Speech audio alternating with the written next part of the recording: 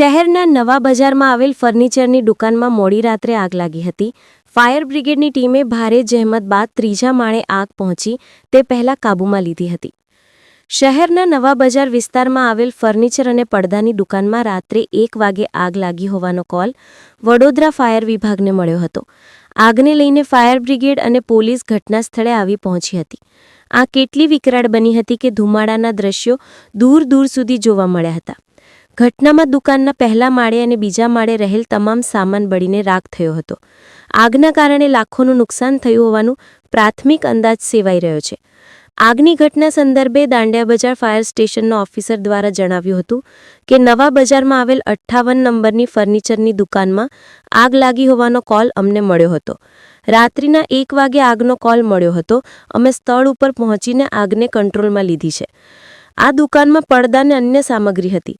આ દુકાનમાં 3 માળ આવેલા છે, જેમાં તમામ માળ ઉપર સામાન ભરેલા છે। આગ બીજા માળ સુધી પહોંચી ગઈ હતી।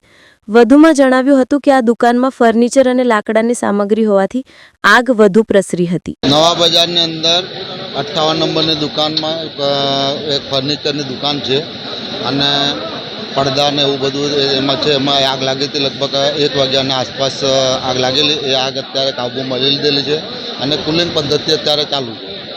કેટલું માલ સામાનને જાનહાની પહોંચી છે, કેવું લાગે? હવે જાનહાની તો કશું એમાં માલ તો છે જ, ફૂલ આખો ગોડાઉન ભરેલું છે।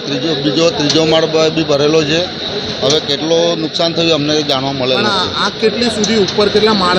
બે માળ સુધી આગ પહોંચી ગઈ હતી અને કાબૂમાં લઈ લીધેલી। અને આજુબાજુની દુકાનને જે બાજુની દુકાનને બંને બચી ગઈ છે, એમને કોઈ જાનહાની છે નહીં।